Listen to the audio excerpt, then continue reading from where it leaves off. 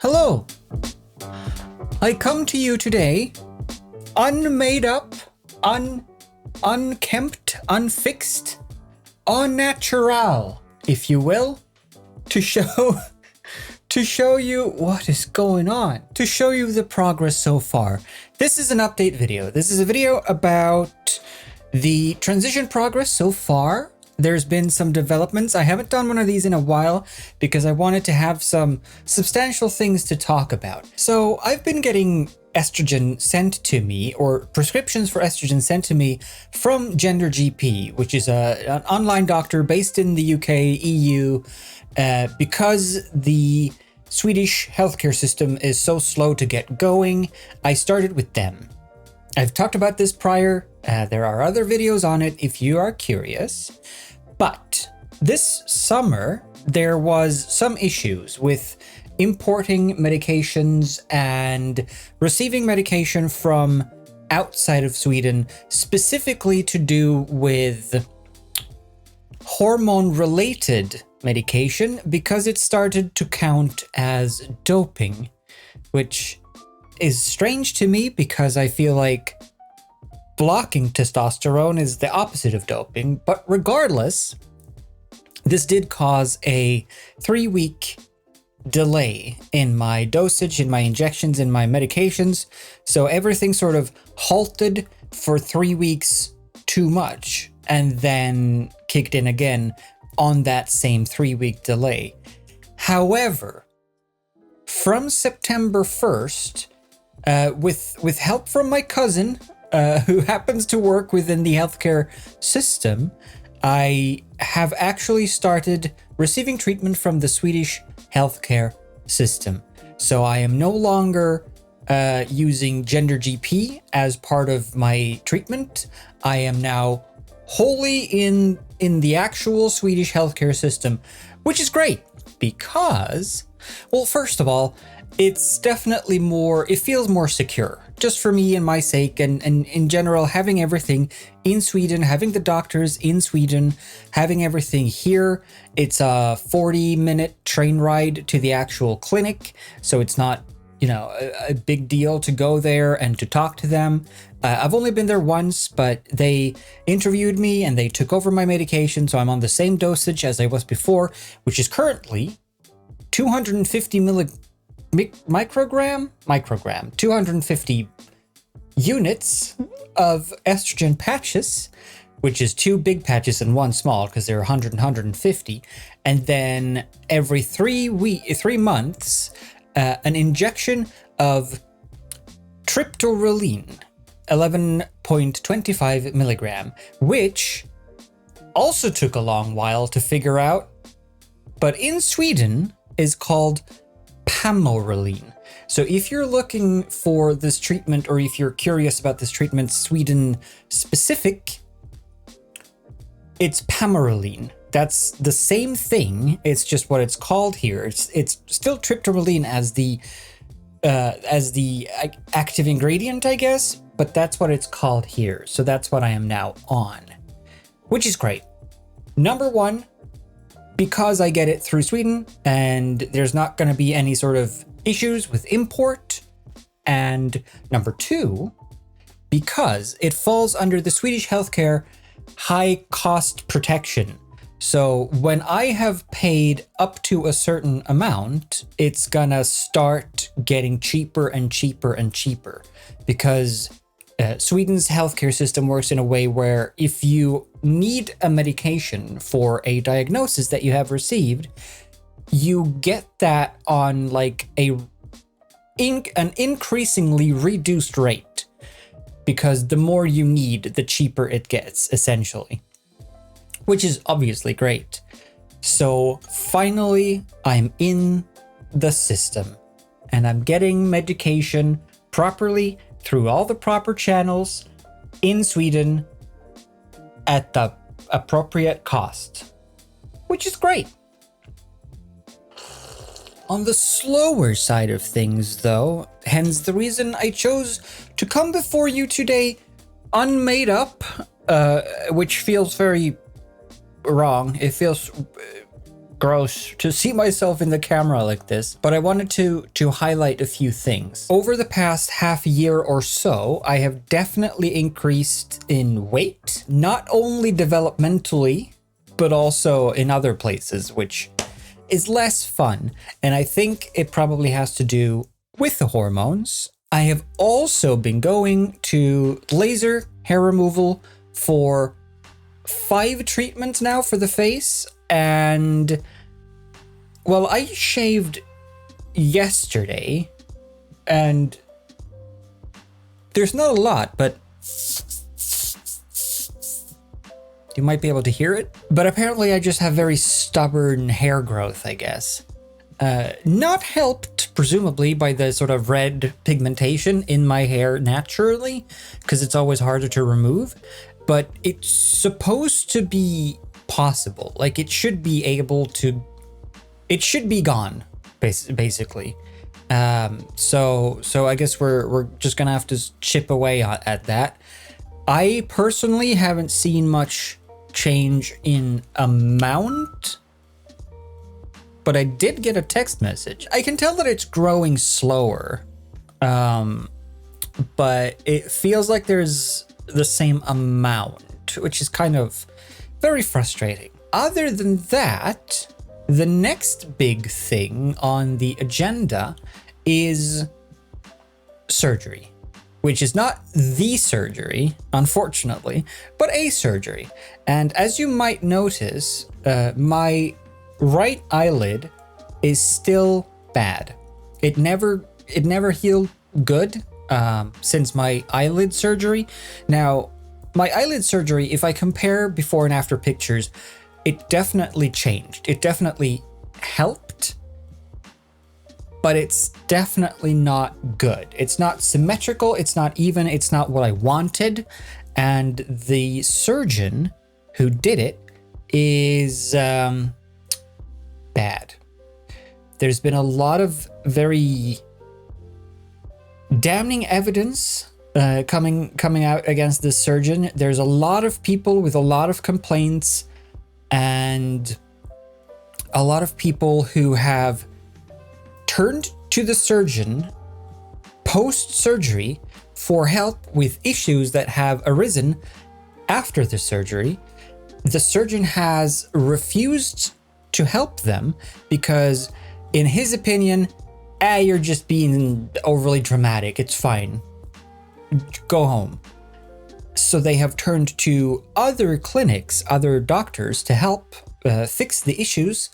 And then when they seek compensation or go back to the first surgeon, he refuses to treat them or help them or talk to them at all because you went to my competition, which I find kind of strange because you're the one that refused to treat them treatment. And he's messed up quite a lot in the fairly recent past. So I probably should be lucky that I'm not blind on one eye or something like that. But I'm not happy with it. So I've scheduled a sort of fix surgery, I guess, which this time will go above the eyebrows instead, and they're going to take more on this side to compensate. But that's the last thing I want to do. That's the final surgery that I'm going to have until the big surgery. I don't want anything else. I just want it to be symmetrical and fixed and functional. I mean, I guess it is functional. I function. But I just want it done. Same goes for the nose.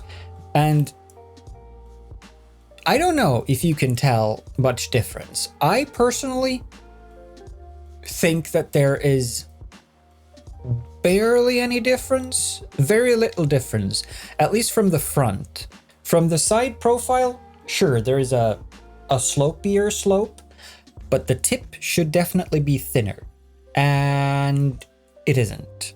So I don't know if that's swelling or if they need to correct anything, but on the 18th of October, I'm going to see the surgeon who did the nose, and I'm going back to the same place for the eyebrows or for the eye thing. So it's the same place but a different surgeon, and that's on November 1st. But on October 18th, I'm going back to the surgeon who did the nose to have like a final check. Because last time I talked to him, he was commenting on these things as well. And he said that it's not supposed to stay like this.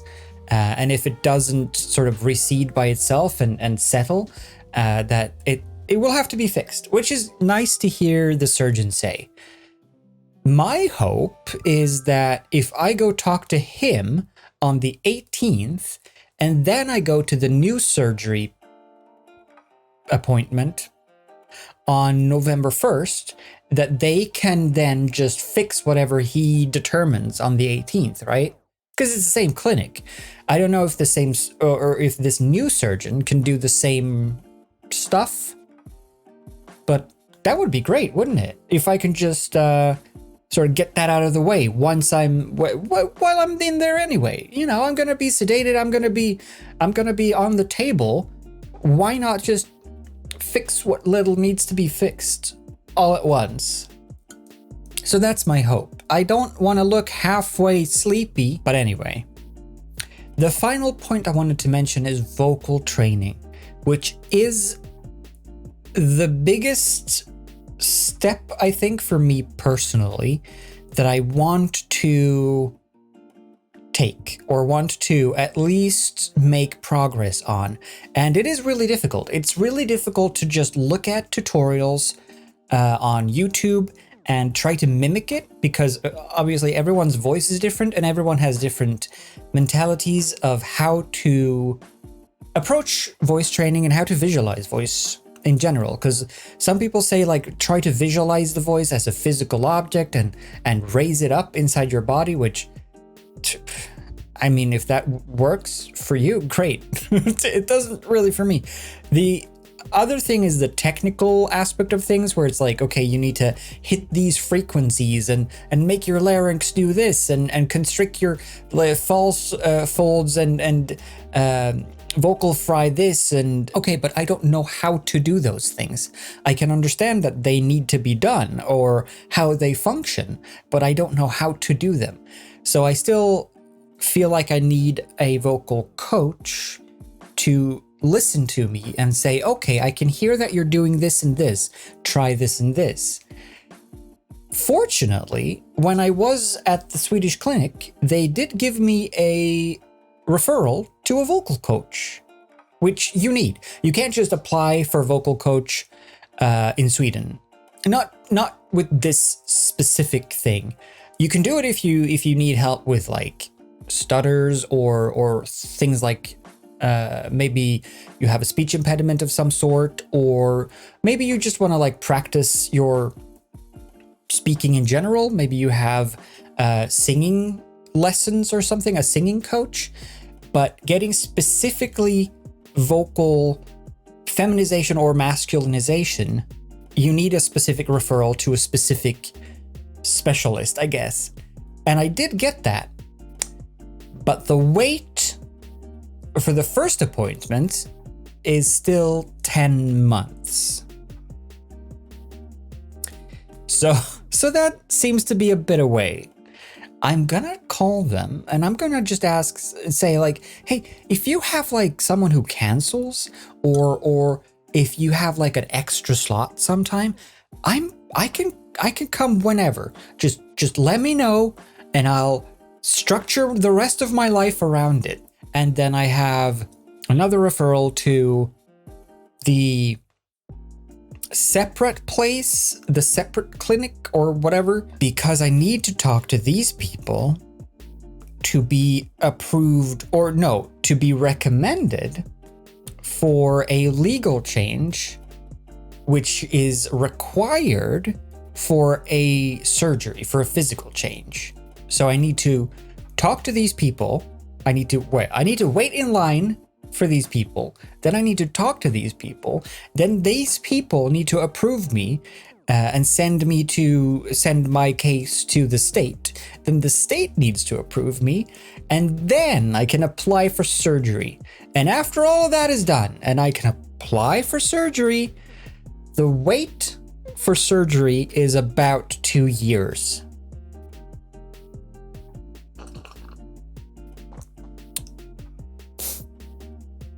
So there's a bit left to go. But hey, it's better than it was. I don't know what else is interesting or what else you would like me to divulge. But if there is anything that you would like me to divulge, about a year into the process of medication, at least, where I am right now, leave a comment and I can make a response video, I guess, to this and talk about the things that you might want to know about. This whole video was very much off the cuff. I just felt like I wanted to make an update video after all of these things had happened, after everything was at least a little bit further progressed, and I had something to actually talk about. So, there you have it. That's where I am. Laser slow, waiting long, surgery good, eye bad, nose bad, nose mediocre, voice bad, coffee good.